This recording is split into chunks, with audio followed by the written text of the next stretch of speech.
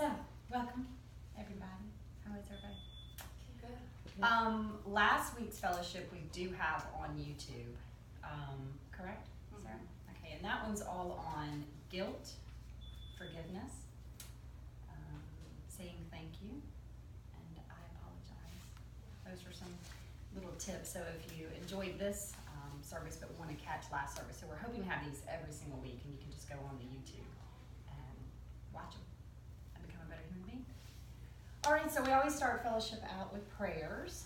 So does anybody have someone we need to pray for? It can even be yourself. Anybody know someone that we need to pray for?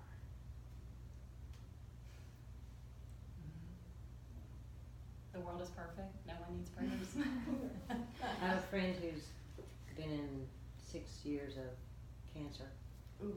And now he's into trials of specialty things if this doesn't go.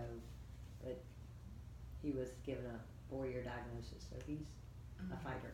Mm-hmm. Yeah. Okay. Need to pray for our family. Pray for your family. Yeah. The entire family. Yeah, but especially my husband, my son, Okay. blended family all coming together. Okay. Oh yeah, blended families are fun. Mhm. Oh, yeah. Very excited. Okay.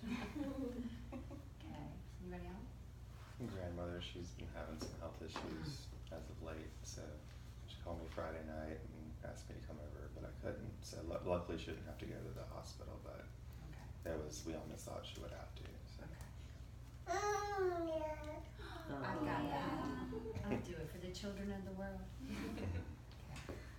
I also know of a young teenage girl this past weekend that may have inspired a little bit of my lesson today, that may have had to learn a hard way, a really rough lesson that can alter probably a lot of decisions for the rest of her life. And that's always hard to watch someone at that age make a colossal mistake that changes the course of your destiny.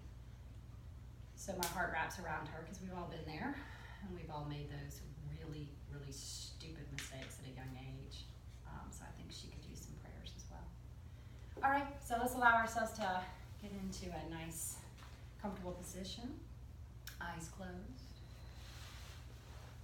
Before we begin prayer, let's try to get our bodies into a nice, relaxed state. It always helps to lift your tongue to the roof of your mouth. It's called Kachari Mudra. It allows you truly to turn the senses inward. And then just go to your breath. Nothing more, just go to your breath, to your inhale. And feel relaxed when you exhale. It is said when many gather in prayer, prayers can be heard at a louder volume. Send directly to the divine source, asking for comfort, strength, and guidance. May we send prayers to Sarah and her family, and to all the families that blend biological families into what is truly a family, one of love, tolerance, patience, and acceptance. May we pray for best friend, understanding how fragile the human body is, the suffering we must all endure. Sending prayer to her friend is sending a prayer to all of us during our time of need, in the passing of the body, and acceptance into the new journeys ahead.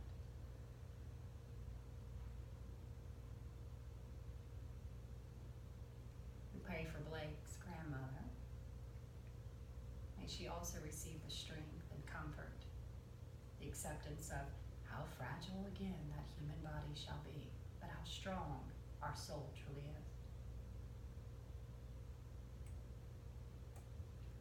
May we pray for the small little children in the world, and the children that are climbing the bridge from still being a child but merging into adulthood, dancing with adult choices but still existing with a child's mind. May you send them comfort, reassurance, and may you give them the smarts they need to survive.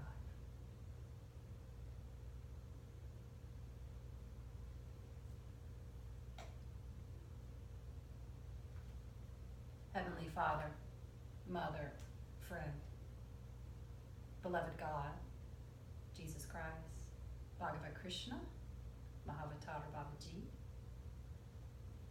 Buddha, Swami Sri Yukteswar, Beloved Guru Paramahansana Yogananda, saints of all religions. We gather here to bow down to all of your lessons you have graciously given. Reciting Amen together. Amen. Okay, so here we are for our life lesson. In my house I have 4 teenagers, and then of those 4 teenagers, we have other teenagers that Billy and I call our own children, and we have little jokes, and we've been doing them for years, where the teenagers gather around and they all know what it is, and it's called Life Lessons Time with Miss Allie. They all know if one's gotten in trouble or one's made a misstep or we need to prepare for our first high school outing. Oh God, we are not in Kansas anymore, people. We are not at the Montessori school anymore, so we're at public school. And Friday we had to send our kids to midnight bowling in a public school. So we had to do life lessons with Miss Allie before we left. And boy, we couldn't have had such mirror of what I told them possibly was going to happen by 12:30 that night. Everything I warned them that was going to happen, happened. So if anything, the kids came home and said, wow, Miss Allison, you're not as dumb as I thought you were. Maybe you really did do this high school thing. Maybe you really do know what's out there. So it kind of inspired what my lesson was going to be. So the lesson today is going to be centered around repenting. Repenting. So I was laying in bed thinking about which book I wanted to pull out about repenting. So it took me a little while to find it. And it's actually located in Have a Little Faith. It's an excellent book that you can read. And there's a conversation that he is having where the advice is given that all scriptures tell you that you should repent the day before you die. Majority of all scriptures say this. So Christianity says this, obviously. In Catholic, you do confessions. Obviously, it's addressed in Hinduism. So we should repent the day before we die. But do you see how difficult that formula is? What's the problem with that? You don't know when you're going to die. Exactly. So there's the game. Shoot.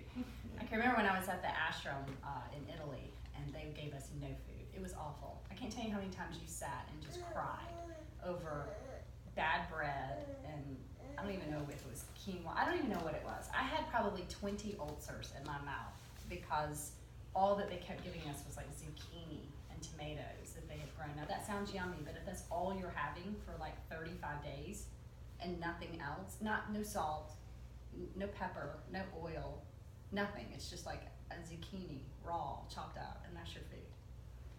And I was thinking, if I die at this ashram, I'm going to be utterly pissed that I did not have my hamburger or something before death. Like, if this really is, right? Now, that is not repenting, obviously. But I was definitely thinking about if this is my last day, it's really going to be kind of fun. So, repenting is something that we need to do the day before we die. But you've already figured out the problem with that. The problem is usually we do not know when is going to be our last day, unless we have a blessing of receiving a diagnosis that maybe we have time. So a lot of times there lies the blessing and the suffering that takes you a little bit longer to pass. Yes, you have more suffering, but you do have more of a process to actually go through the repenting. But what about the rest of us that don't get that gift? So I started thinking about how do we prepare for that without making it doom and gloom? How do we prepare for that every day? How do we put that on our to-do list? How can that be our task? And if you think about it, repenting is definitely the formula for creating the best character you can be. That's really what it is. It's saying that now I'm going to make the commitment to being the best human being I can be. I'm going to work at creating a character development of myself. And then we're starting to understand the religious doctrines a little bit better. We're starting to understand yoga a little bit better. We're starting to understand spirituality a little bit better. And we're realizing it's an overall formula that is not necessarily telling you you are never going to make a mistake, or life is going to get easy, and you're not going to have problems, and assholes are going to go away, right? Because that doesn't happen, by the way, when you get really good in yoga. They kind of almost appear and try fold, actually, is what starts happening. You start thinking, dang it, I was doing so good in my yoga class until I drove onto the road. Now I'm going to have to shoot a bird again. I just got my piece situated. So we're starting to realize that this whole process of studying the doctrines is getting prepared so that it becomes natural within us. So when the moment arrives, we've already been in practice. We've already been doing the practice of repenting, and it will not come to a shock if we missed it right before the exit. So I've cultivated 3 healthy ways of life that you can start merging. They're very practical, extremely practical. And these have been a combination of things that I have learned over the years and have studied over the years and have taught in teacher training, have taught in many forums. So I'm going to combine them all. Some of them you've already heard, but hey, it never hurts to hear them again. So the very first one that I teach my children all the time, and it's one of my favorite lines, is, and some of you have heard it, I know Deborah's heard it, so many times, my favorite line, may the pleasure outweigh the consequence. May the pleasure outweigh the consequence. It's a question you have to ask yourself almost every day, every single solitary day. It's how we balance our choices in the day without calling our choices good or bad. When Swami Shanji comes and visits, one of his favorite things that he would always say, and you've heard me talk about him, he would say, have or have not, it doesn't matter to me. He would always say that. It took me years to figure out what he was talking about. Have or have not, it doesn't matter to me. I think it really clicked with me when I told you I hate that this is going to go on national. So Sanji, I'm sorry if I'm calling you out. But I was getting something from his room, and he had a box of marble reds in his bedroom. I was like, whoa, have or have not. You know? And it's very odd to see someone that is so dedicated, wearing an orange robe and dedicating their whole life into the betterment of human beings on a spiritual journey, and you find a box of marble reds. So you're like, wow, I guess I'm starting to understand what he's saying. Have or have not, I don't care. He would always say that, have or have not. You're missing the point if you're deeming things good or bad. You're missing the point. You're missing the point of moderation. You're missing the point of choices. You're setting yourself up for judgment. You're setting yourself up to judge yourself. You're setting yourself up to judge others. You're missing the entire point by constantly deeming things good or bad. It took me the longest time to understand what he was saying with that. Because of course I wanted to argue, but there are things good, there are things bad, like duh. Then I started understanding what he's saying. It's not that it's good or bad, it has a consequence. Everything has a consequence. Everything has a consequence. You have to deem, does the pleasure outweigh the consequence? Is that making sense? My big joke always is that I don't really drink, very rarely. Billy will tell you it's usually not that much fun if we don't aim it kind of early in the evening. I'm not a big drinker. But if I am, the pleasure is going to outweigh the consequence. That is going to be the case. There will be a hotel room involved. There will be a lot of fun that will go down. And when I wake up, if I feel a little headache, well, there will be some memories of pleasure there. And I will say, well, that pleasure outweighed that consequence. I'm glad I chose that, okay? So we need to start thinking, how does the pleasure outweigh the consequence? If you've decided you need a nap in the middle of the day and you're going to watch Grey's Anatomy and you're going to take an hour, but the consequence is you fell behind in your work, but the pleasure was it rejuvenated you, gave you a moment to become quiet, gave you a moment to not feel so fragmented, so when family comes home you're not snapping or looking like you've just been ran over by a truck, then that pleasure outweighed the consequence that yes, I may fall a little bit behind in my work, but it was needed. I needed to do that. Then obviously we can go into bigger choices, huge choices. We can go into choices that we start thinking about if I'm going to harm someone else, if the decision that I'm making has consequences. You have to understand the consequences can become larger and larger and larger. Teenagers, I'm constantly telling them, constantly, the last place you want to go drinking is at a school function. Getting busted drinking at a school function, your consequences are much larger than drinking at a house party. I'm not agreeing to the drinking, but I'm telling you the consequences are very different. You have to understand those are dramatically two different types of consequences. Calling your parents, telling them I've drank too much to pick me up, there's that consequence. Saying screw it, I don't want them to know, so I will get in the car. Now I've got my car wreck and I have no legs. Look at that consequence. Right? So you have to understand some of the choices I make in life, I have to look at what level of consequence do I want to choose. Does that help? Because there will always be. Part of this I got from The Way of the Peaceful Warrior, which is a fabulous book. Dan Milliman. It was written thousands and thousands of years ago, I feel like, because I remember being exposed to it when I was in middle school in an after-school program. And I then read the book years later as an adult. And where that comes from, I think, is one of the funniest parts of the book. So he's being trained by like a sensei. And the sensei is telling him all the things he has to do, all the discipline, all the dedication, the meditation, the diets. He's got him on this really rigid, making a difference in his life. And he's very proud of himself. And so one day he shows up and the sensei says, sit down, and starts pouring bourbon and a drink and starts lining up cigars. And he's like, what are you doing? He's like, you need to drink it. He's like, no, I don't want to drink it. He goes, oh yeah, you need to drink it. So he drinks it. He said, drink another one. He's like, I don't want to. He said, nope, drink another one. We're drinking this evening. Oh yeah, we're drinking and partying all night. The message he was telling him is there will be moments in your life that you're going to want to have some moments of pleasure. You cannot line yourself up so perfect. You cannot create your life with so much rigidness. You cannot create the goal that I'm going to have so much discipline that I will never break and go to Waffle House. I talk about Waffle House a lot. Obviously, I like to break there every now and then. There's something to those hash browns. They're like magical. Obviously, I only do them few because pleasure outweighs the consequence. My point is, when you are studying a religious doctrine or you're deciding to set out into a character development, creating a betterment of yourself, do not set yourself up without allowing yourself some little buffers of pleasures.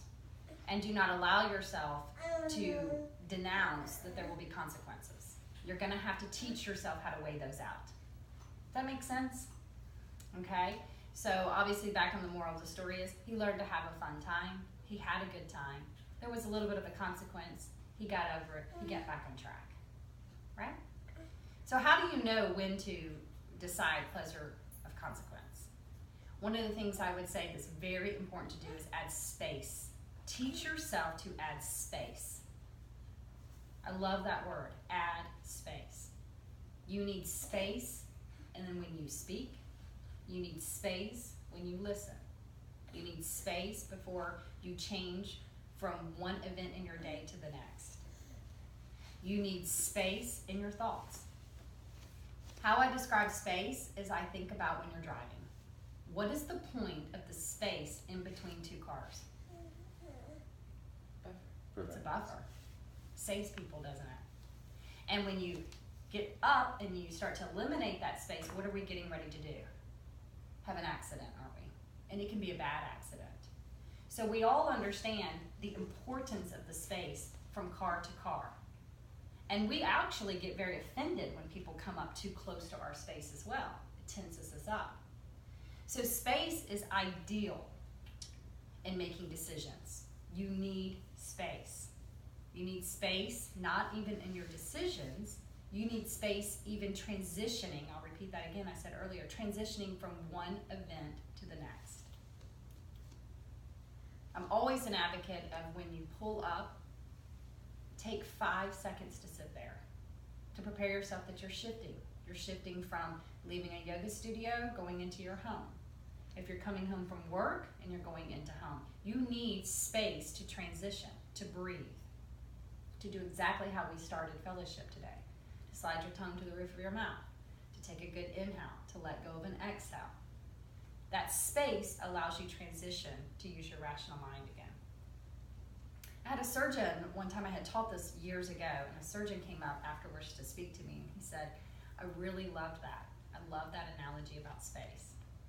Because when we are doing surgery, it is not that our goal is to look for what we are removing. We're actually looking for the space to work so that we can remove. That is the goal, is creating the space to take the toxin out. You don't just go in looking for the toxin. That's what meditation does for you. It's what quiet moments do for you. Even when you are speaking, when you're finding yourself becoming agitated in emotions, even labelizing, I'm going to need to take a space in my thoughts or a space in my words, you can prevent an accident in your relationship. You can prevent an accident in your conversation. So space is extremely healthy, okay?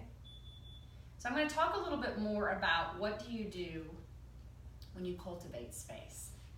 And this is my next part of the lesson. So far we understand that may pleasures outweigh the consequence. Everybody got that? Mm-hmm. I like that because that allows me to still be human. Allows me to still have fun in life. Because part of a human journey is very different than a soul journey. We get easily seduced, we do, and we easily forget. That is something all humans struggle with. We are easily seduced and we easily forget. And we fight that, and the problem is we shame ourselves when we set out on this betterment of ourselves. Anybody done that? Set out on the betterment of themselves? And you've got like this really strict diet, and you're like gonna be like this really perfect person, and then oh my God, you screw up like immediately. I told you about the second time I went to an ashram. The very first time I ever went to an ashram, I was much younger. And when I came back home from the ashram, I decided I was going to become like a nun. I don't know, it's like really inspired. So I talked a lot like this, and I decided that this is who I was going to be. And when I arrived back to my home, I called all my girlfriends over and I said, please take all of these materialistic things. I need them no longer. I did, I'm not kidding. They were taking my boots, my perfumes, my clothing, because I was only gonna wear the shawls, by the way. That's what I was going to do, with no makeup, just light moisturizer to show that I was with God. Because I had decided that's all I needed, was light moisturizer and a shawl. And then I went into my kitchen and I began to say, anything in a box I shall not eat. It is of evil's way. I will only grow. I am not a gardener, so this is going to be very hard. I shall only grow the food that I will eat, and it will only come from a farmer's market. Okay, that was all sweet. It lasted, I don't know, maybe like a month. And excuse me for cussing, but I distinctly remember sitting in my house getting ready to go out one night, and I was like, where the fuck are my shoes? I'm really hungry. I kind of smell. Wow, I've really set myself up, but this cannot work long term. This was not going to work long term. I started to crave having nachos. I started craving having a beer with my friends. Obviously, I cuss. That was really, really hard. I didn't know what to do. I had to set myself up that there was going to be no win. And guess what? The consequences were all around me. I wasn't even myself anymore. I had missed the entire point of how to connect to a character of a better self. I had missed an entire point of spirituality. So I really value pleasure outweigh the consequence. Obviously, the most important part of the consequence, I believe, is the consequence should never harm another human being. If you have chosen anything that is harming another human being, it is not worth it. That is just an easy rule of thumb. If it is harming, even if it is gossiping, even if it is stating some type of peace, whatever it is, the consequence cannot be it is harming another human being. You cannot let that be the consequence you choose. That is the easiest rule to follow. Okay? Easiest rule to follow. So may the pleasure outweigh the consequence, and may the consequence never be harming another human being. Isn't that easy? I mean, like if you learn that, that is easy peasy. All right, so let's go back to the space. So how do we then start to decide as these moments arrive? How do we decide? All right, inside of the space, I'm going to teach you something very simple. It's called the 4 great efforts. When I learned this, I thought, oh my goodness, this is the easiest thing ever. It's called the 4 great efforts. It's introduced through Buddhism, but it's studied also through many other cultures. And it's as simple as this. Here are the 4 great efforts. Guard. Number 1. Number 2 is abandon. Number 3 is arouse. And number 4 is maintain. Okay? That's the 4 great efforts. So let's walk through how they work. The first thing you do is you decide what you need to guard yourself from. That's going to take a little self-introspection. That's going to take a little bit of time. So let's go back to the beginning, what we're talking about, repenting. What would you like the day before your death to make sure you were not doing? It's going to be different for many people, but that's your guard. We don't know when this day of transition to journey is going to happen, but we definitely don't want the day before us to be involved doing something that we know is harming another human being, right? Or pulling us out of character, or putting us in a situation that we really know wasn't all that pleasurable. It wasn't really all that pleasurable. So we need to make a very solid list of what is it that we need to guard ourselves from doing. What could it possibly be? Each one of us have different things. We really do, and that's okay. Some of it, though, is kind of simple. I don't want to be caught gossiping. I don't want to be caught in anger with my spouse. I don't want to be in anger with my past, right? Maybe it is I really need to start taking better care of myself. I don't want my last day to be eating at Waffle House for the 16th time that week, right? Maybe it is I really don't want to be in poor health, where I consistently am missing my health plan. I don't know. Everybody has something that they know. They just know. They know that is not what they want to be feeling, and they don't want to allow it to be a part of them. Last thing I know, some of my basics is I want to guard myself all the time. I'm in a second marriage. I love second marriages because they're upgrades. Not promoting them. I've always been against divorce. I absolutely still stand by I'm against divorce. I will never change that I'm against divorce. I was taught that by a good dear friend of mine that said, Allison, you didn't choose divorce, it was chose for you. So I still can hold dear in my heart that I'm not a proponent of it. But I can tell you, you always have to look for the silver lining. And one of the silver linings is in a second marriage, your eyes are a little bit more wide open. You know how quickly something can break. You know how fast it can break, and a lot of times it cannot be repaired once it is broken. So you have a little bit more of a heightened awareness. I definitely know that I watch how I speak. I definitely do not want my last day to be that I spoke ill, that I yelled, that I said something rude, that I was not mindful I treated the person that I chose to commit love and betterment with. So that is something that's on my list every day. I also feel that way having 4 children. 4 children that have been blended together. The last thing that I want is that they have heard the rest of the world will take care of telling them they're not great enough.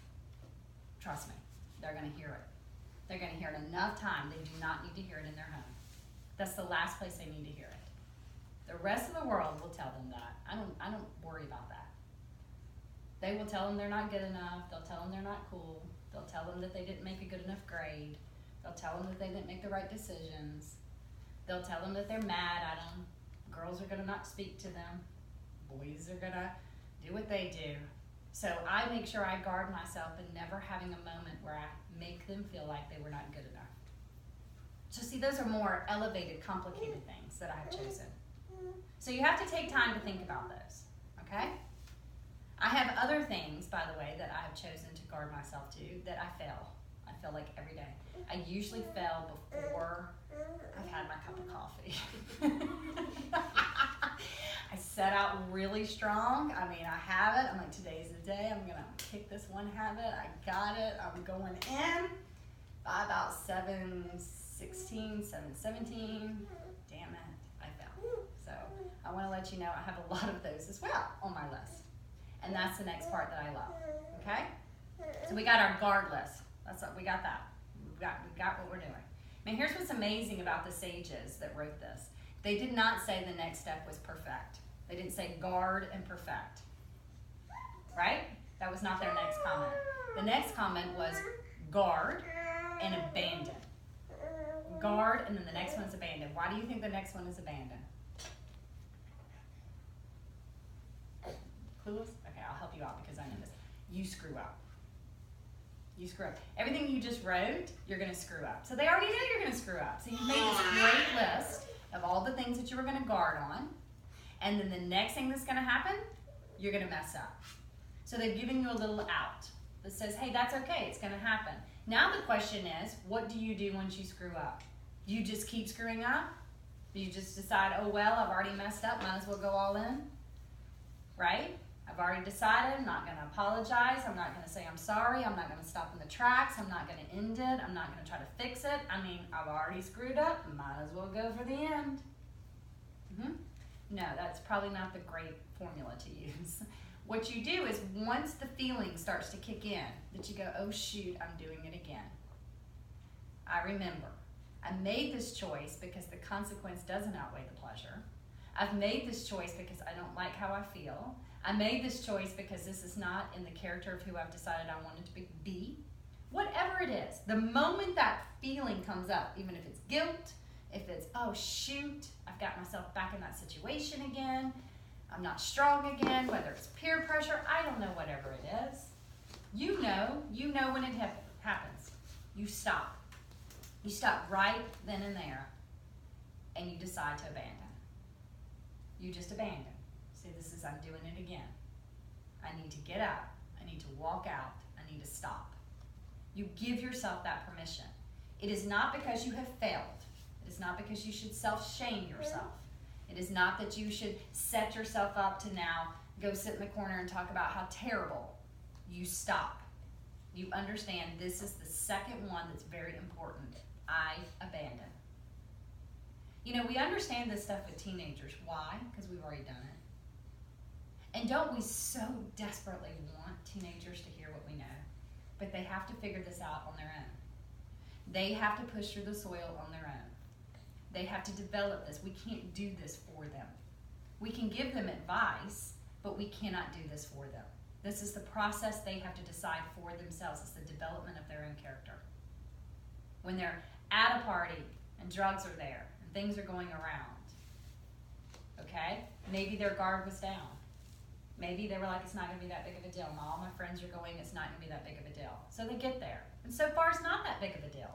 So far, they're like, to each their own. Have or have not. Swami Sanji said that, so they're just, have or not. Whatever. Everything's rolling just fine. But then all of a sudden, something kicks in them. Something in the belly says something's not going right. I feel something's a little off. Feeling a little uncomfortable. Probably because the people are getting high as kites. Getting pretty drunk and you aren't participating. Or maybe you are participating. Maybe you're now starting not to feel so good. Maybe you're starting to get a little equilibrium that's falling off. That is still okay. The problem that with lies, if you did nothing once those feelings, if you start a habitual habit of ignoring the abandoned warning signs, now you're getting ready to start some habits that are not going to be so worthy in your life. That's what you're doing. You're teaching yourself to ignore your warning, abandon signals. I know lots of people that do that. Personally, I have a couple of them I do on myself. Oh, they go on, and I'm actually teaching myself. I'm creating the habit of how can I say, B, take a message, get back to you. Yeah, I hear it, just not interested in fixing that today. Leave a message, maybe tomorrow. Okay? We don't want to do that. That's not our goal. That is not our goal. Our goal is once we start to know it's happening, that's our action plan. That is to say, okay, I've got to do what I need to do. I've got to abandon the situation. Right? Okay, good. So you got your guard and you got your abandon going on every day. By the way, you're doing that every day. It's kind of exhausting, I know. But once you get the hang of it, it gets a little bit easier. Because it goes back to the pleasure consequence. Every day you're going to make good or bad decisions. It's going to happen every day. Do not set yourself up for perfection, because you will give your things away. And then wonder where they are. Okay? So let's not set ourselves up for perfection. Let's just say I'm going to do the best I can. I know what I need to guard. If I screw up, I have an abandoned backup plan. Right? I know I'm going to try to look at my pleasure and my consequences. Consequences that harm other people, not going to choose. Good. Right? So we're halfway through the development of our character for Repent Day. The other half of the formula now is arouse and maintain. So what do you do when you've made this new guard plan? You've created this new guard plan. So guarding is, if you really think about it, it's limiting a lot of things, isn't it? So you've limited a lot of things that you've been used to doing. Now you've got this big open space. What do you do in that now newly developed open space? You can cry for mom. And don't abandon. Stay with it until you receive what you want. Okay. What you want to do now is you want a plan that's called Arouse and Maintain. So you will make another list. In this list, you're going to write down things that you know arouse a good feeling, a healthy feeling. And you choose to do those every day. Here now comes into like our Oprah Winfrey lessons and our Hallmark lessons and all our other good stuff. When we give, we feel better, don't we? When we hug someone, we feel better, don't we? When we meditate, even those who don't even know what meditate means, I mean, half the time I wonder if I even know what it means. So I just simplify it. When I sit down and close my eyes and I breathe, I feel better. When I allow myself a moment to say, you know what? Not all these sages, not all these ministers, not all these books could be wrong. So I use my practical mind to say there's no way all these people are wrong with religion. Every single solitary thing says to trust in God. I see that like everywhere. Not all these people could be wrong. I don't think there was a conspiracy plan to sit around and say, let's screw with the humans and make up something fictitious to hope, give them hope to. You know what? And if that took place, then I'm going with it. It's like Santa Claus. Because Santa Claus is real, by the way. Very, very, very real. I mean, I think Santa Claus is a lot more fun to believe in than not. So I'm going fully in on Santa Claus. So I try to arouse that. I try to remind myself I may not be able to see everything. I'm not privy to see everything. I have to hold space for things I cannot see. I have to trust in God. I'm going to have to trust that God does change wrongdoings into rights. I have to trust in this journey that I cannot see the whole picture. I choose to arouse that every day. Every day. Sometimes it's harder to arouse than other times, but I do my best. I go into ritual. I try my best to at least try that little fiber. I try to connect with my family. It's amazing that you can be spun up in so much anger, in so much confusion, in so much pain, and you get 4 bouncing, goofy teenagers come flying down the stairs. At some point, you have to laugh. You do.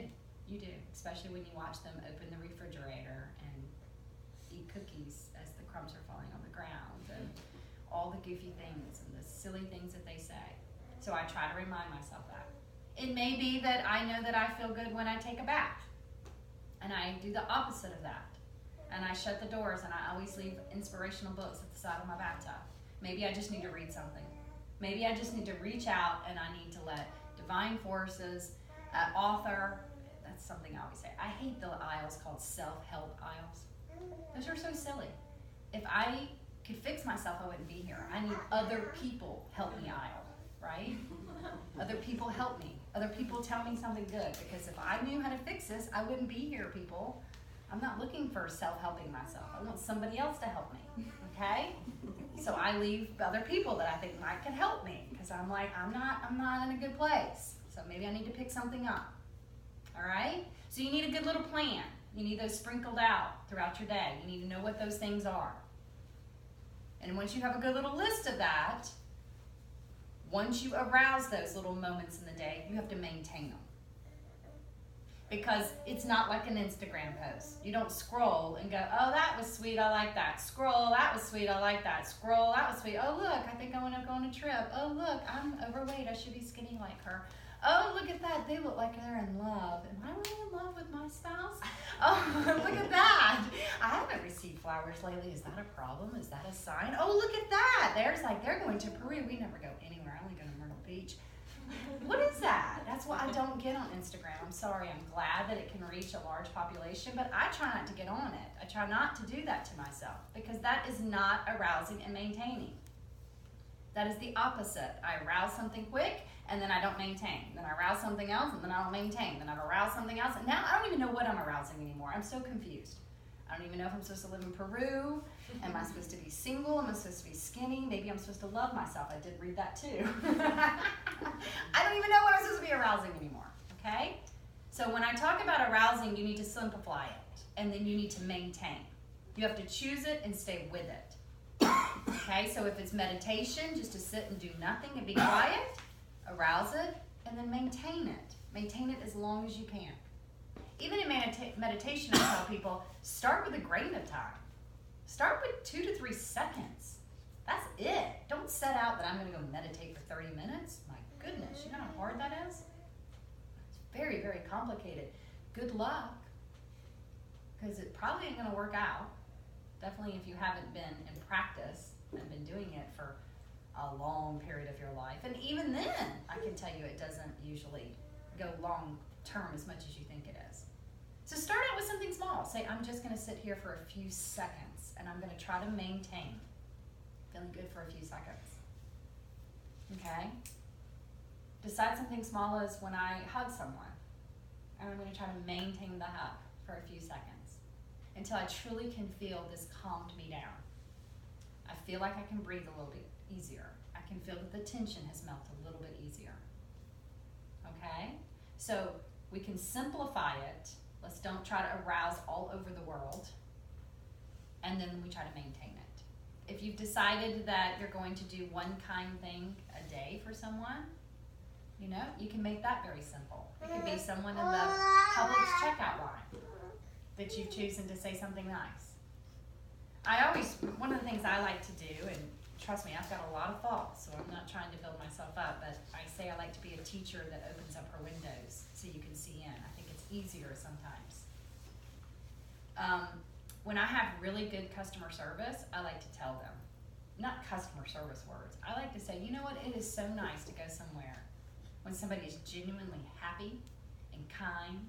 It feels good, like you really just made a little bit of a difference in my day. Like it did, it changed my day, so thank you. Thank you for deciding to wake up today and actually to be a kind and happy person. Wow, it was refreshing. That is a gift, because you've pointed out a gift that they give. Now that's a gift that keeps going, because do you think that now they're like, oh yeah, and they're gonna keep it up? They're gonna keep it up to the next person, the next person. So look at that type of gift that can just keep on giving, making the world a better place. So we don't have to do extreme gifts, right? We can do little bitty gifts. So when we choose that arouse moment, then try to maintain it. Try to stay with it. Try to think about how different you just felt that somebody was kind to you. Actually go in and say, why do I feel better now? Well, because my faith in humanity's been restored. And not everybody's out to be jerks in the world. Right? I'll tell you a funny story. One of you here will get the humor in this without calling anyone out. But I was going to the bank, and it was a dire need to go to the bank to support the Yatra Center. We don't do like optional bank limits. They were like, if it's not in the bank, the bills are not being paid. And I had a check that was a gift that needed to get to the bank.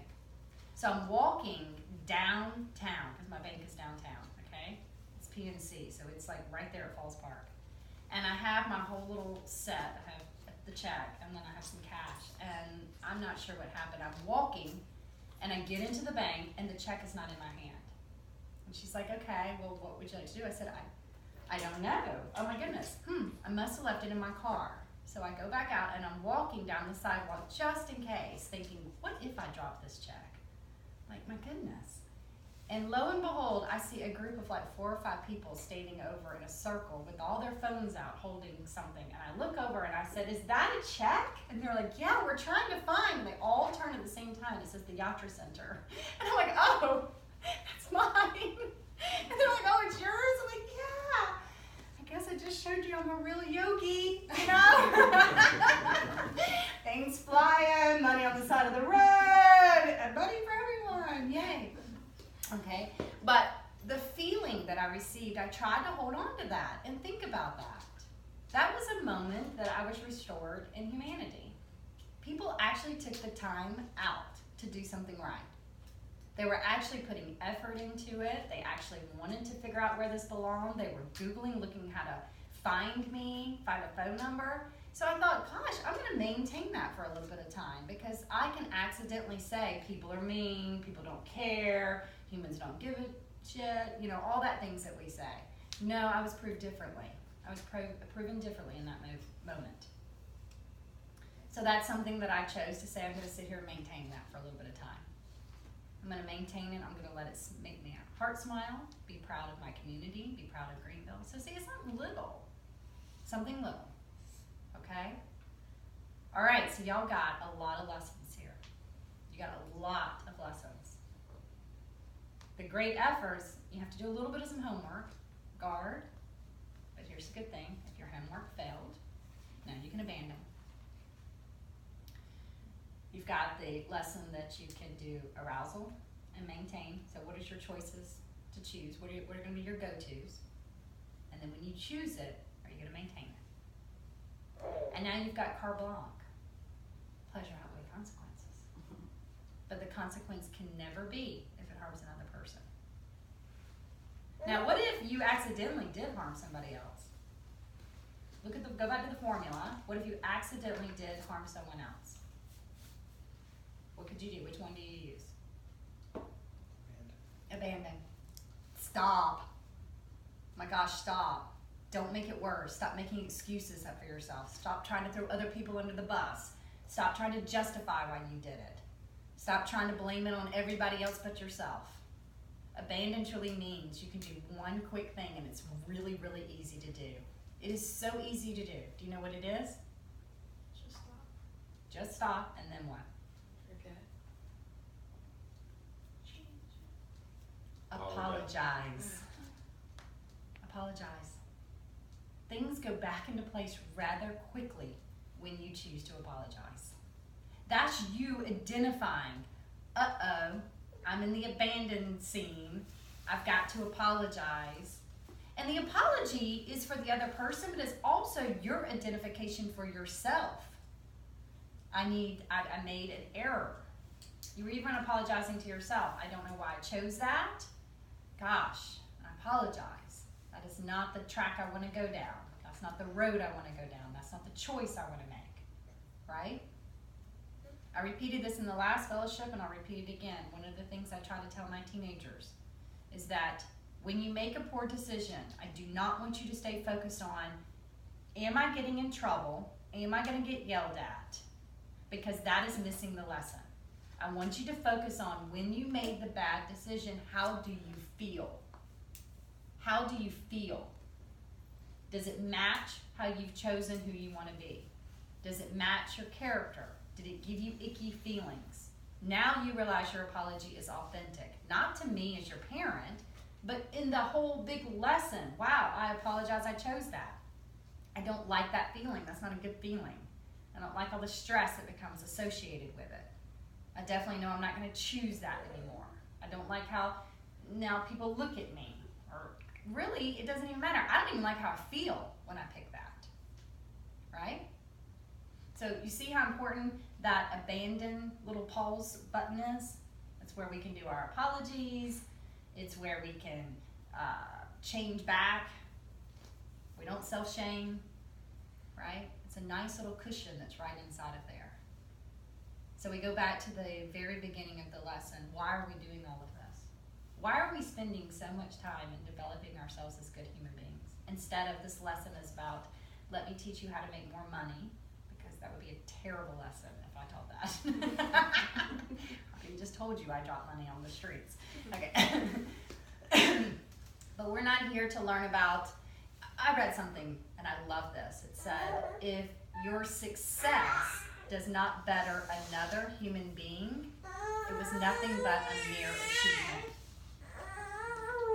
If your success did not better another human being, it was nothing than a mere achievement. So we're on this journey not just to collect achievements. We're on this journey for understanding how to coexist with each other, how to love, how to try to connect to the soul and spirit that's within us, right? And if that's all we learn, then hey, that's enough. Because we just realized it takes some work, it takes some effort. So I go back to the question is, why are we doing all of that? What's the point of it? Was the first question that we opened fellowship with.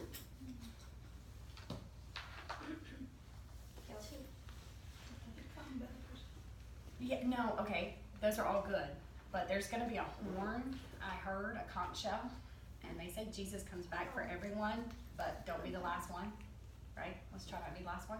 So we kind of want to be prepared for that, right? I don't know when it's happening, you don't know when it's happening, but here's something I do know. None of us are getting out alive.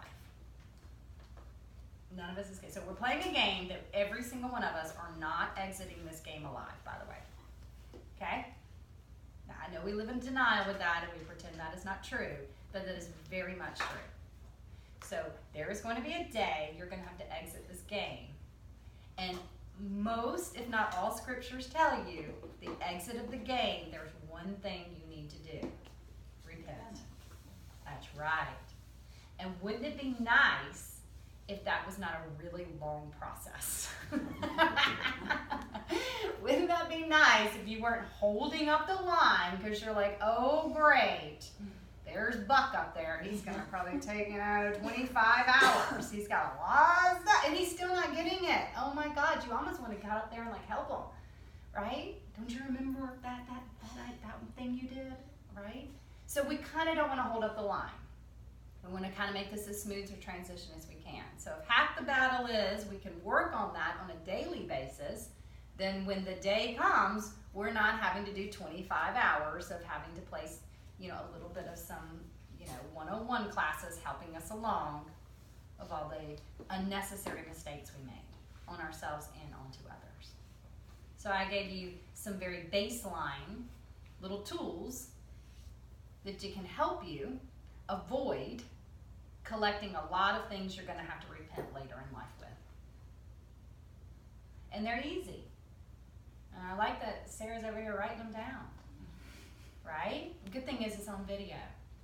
It helps to write them down. You take notes on everything else you need to know in life. You wouldn't show up to a math class and not take notes. Right? I don't know why we take so much notes on some things that we probably don't need on the largest scope of life. So I definitely say take notes. Stick these on your refrigerator. Stick them on your steering wheel. Stick them on your computer. And then the little light bulbs go on. Okay. So I open up always the last bit of questions. What part of this stuck out? What part of this did you say, you know what, I can use that. That's going to be helpful. I've got a 9th grade son, so I'm curious, and I don't know if you can say, but what happened at the bowling alley at 12:30? Was that? How about when it's not recording, I tell you? How about Was that? he there? I don't know. I'd like to think I knew, but I didn't. I mean, it's not as bad Once I as put it Find sounds. My iPhone on my older son, I found out he was sometimes places I didn't know. So. Oh yeah, right? Yeah, And but then hadn't I figured out they previously can known. leave their phones at Mhm. places and tell you. Mm-hmm. Yeah, they know all the tricks. They know all the tricks. So yeah, I'll be more than happy to share what happened at the bowling alley. I have a question. So what if, somebody's going through the steps, they, guarded themselves, they've abandoned. What if they pick the wrong arousal? What if they're turning to the wrong arousal and they think it's good because it's making them feel good? And it's really just kind of... That is such an excellent thing to point out. That is really, really excellent to point out. Happens all the time. I would say even with myself. Yes. Yes. Hopefully in self-introspection, they've had enough help, and if you're struggling with that, you can always contact me, 864-631-8706, and we can, no, is that going to go on YouTube? Oh well, not everyone knows how to get in contact with me. I'm probably going to change my phone number now. You might need some help. And Yeah, what if somebody's go in and having beers with my friends, You got it. that makes me relax, feels good, but then they're doing it every day. Okay, so now let's go to the other rule. Not every day, but let's go to the other rule. Let's say going to the bar and drinking with my friends is how I arouse to relax, and I try to maintain that. Okay, that will only work if we go back to the pleasure is outweighing the consequences. Now, if you're going every day, guess what? You've got consequences. I don't know what kind of spouse you have unless they're doing it with you. And if they're doing it with you, you probably have an alcoholic relationship. You probably do not have the healthiest communication. If you're not doing it with your spouse, eventually there's not going to be too many spouses that are like, hey, that's cool. So it's affecting their relationship. It's expensive, by the way. You probably are blowing off exercise if you're doing that. Probably when you do exercise, you're doing it half-ass. So again, it's okay if it's something that outweighs, it doesn't have its bad consequence. Because sometimes I might decide, yes, I've had a very loud day from all the things that I do. We have 4 teenagers we've already explained to you. We just took them, we were in Fort Lauderdale, I can never remember. We had taken them snorkeling every day. We had gone, I can't tell you, we had entertained these kids to no end. We finally got at the end of the last day there at 4 o'clock to a hotel. We had 2 different rooms for them. And they were already on us about going to the pool and what was for dinner and who was gonna have snacks and where they were gonna sleep. And Billy and I looked at them and said, here's $40. Okay, here's $40, here's the pool key. And then we'll meet back up with you about 7 o'clock. And they looked at us like we were crazy, and we shut the door. And I remember, I looked at you. Do you remember what I said? Run. And I was like, run. And we started like running down the hallway. We were like, run, right? And we did. We went to the bar. I mean, that's where we went. We went to the bar, and we both got drinks. And that was awesome. So that was the pleasure was outweighing the consequence. Now, if I did that every day, you're exactly right. So, excellent question. Excellent question. So, if your arousal choices, the consequences are too high of what you're choosing as your arousal choices, then you know that's not a healthy arousal choice. Good question. So just go back to the consequence. Go back. Look at the consequences that your arousal choices giving you. Absolutely. Anything else? Always know people learn through each other, never off a piece of paper. I don't know if this is gonna make sense, but what if like the consequences are just things that you kind of make up in your mind that are consequences but are not really consequences? Like, I'm thinking something simple like, oh, if I take a nap, like it's needed because I have a baby, you know, and then my consequence in my head is like, I didn't do the dishes. But it's like, who cares? Right. And then I get in this cycle of like, I need to spend time with her, but I need to do this and I need to do this. And then like, I kind of make it up for myself. So is that when the like abandon would come in and just be like, stop? Yeah, so now you've realized something you need to guard yourself against doing. Yeah, the mom shaming. Oh, gosh. But good luck with that. Yeah.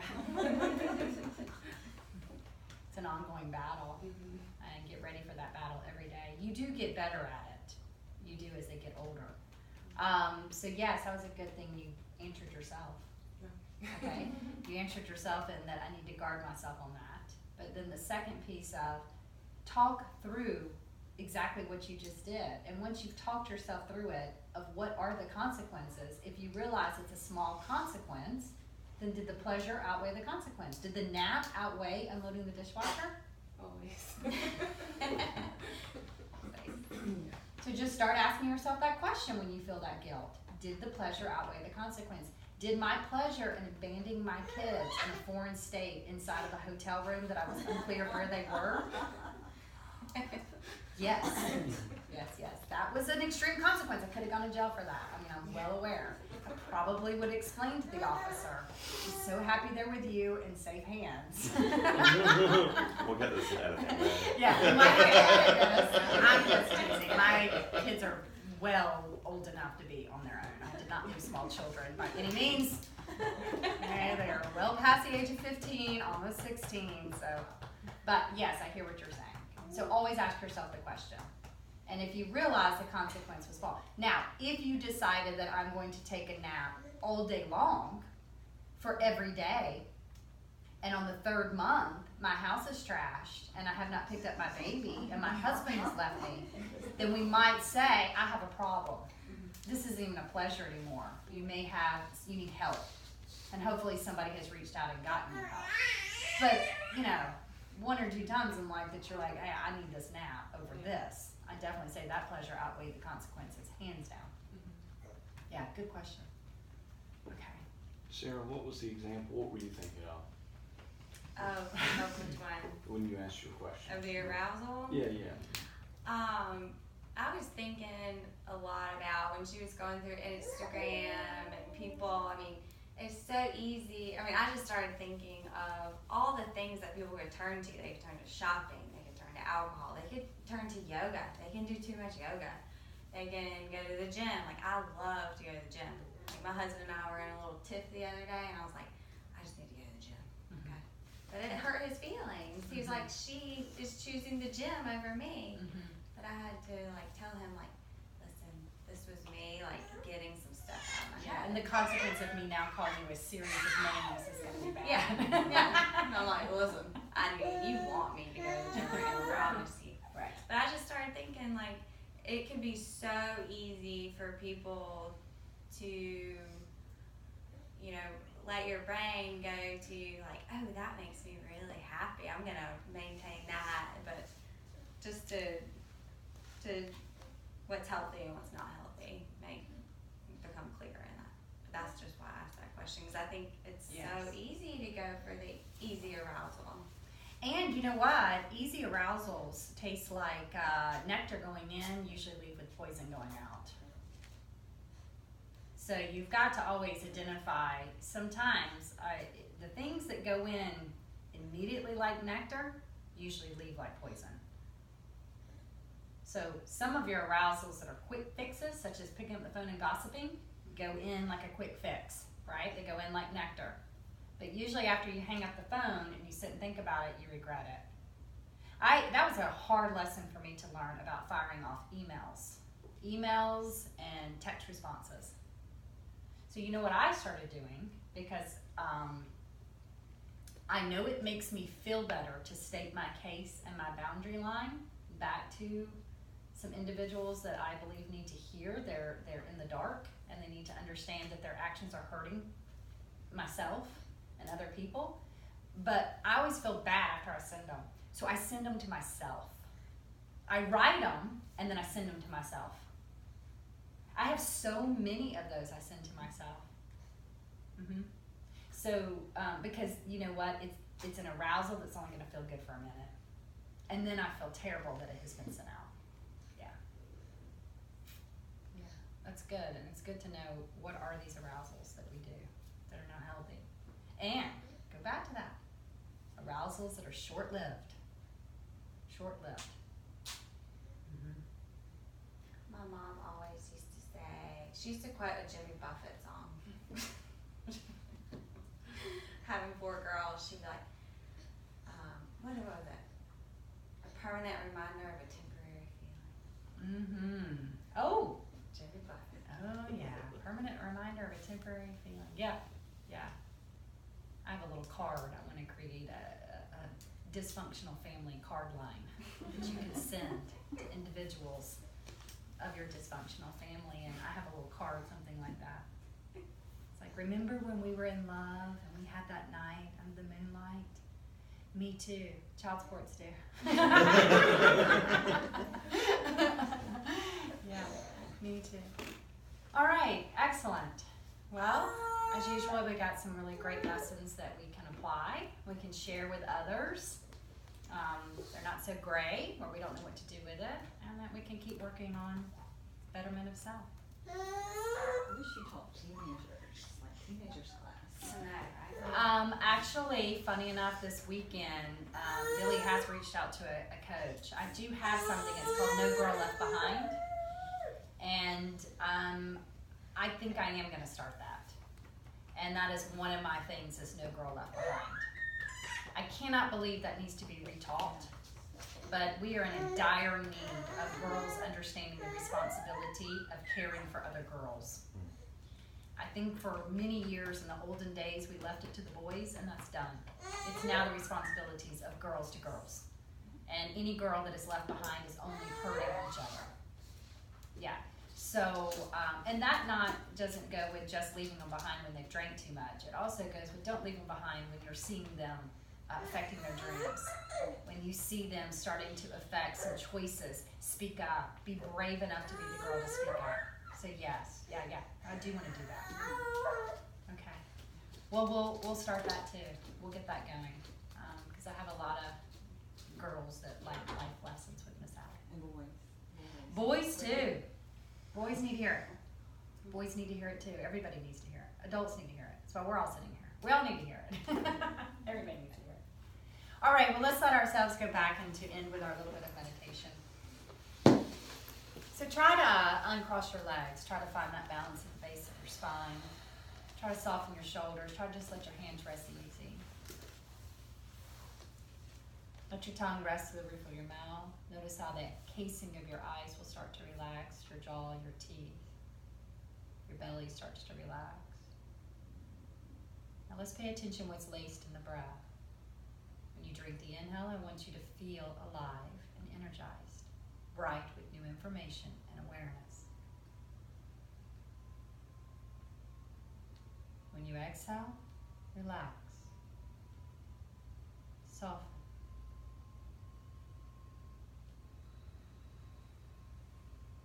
Life is simply just a journey, a collection of experiences along the way.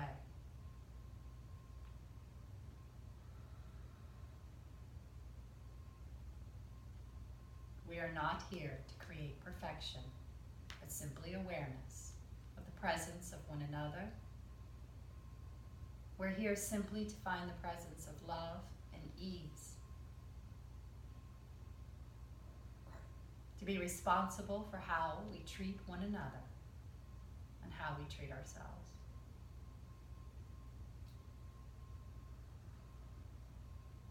It is a simple journey, filled with many moments. And may at the end of the journey, we can look back and know we made a difference in each other's lives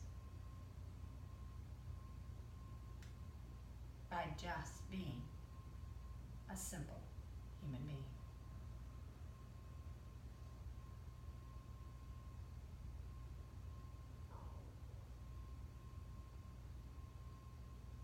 The highest in me salutes the highest in you, receiving your three blessings. The first is for you, the second is your family, the third is the community in which you reside in. Om Shanti.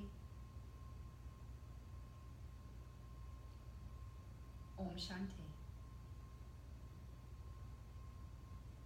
Om Shanti.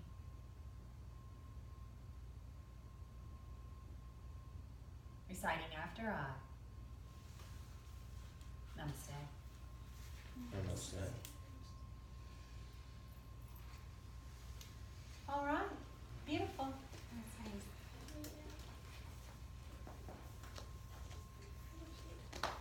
That was that. You're welcome. So very welcome. Yes. Have a beautiful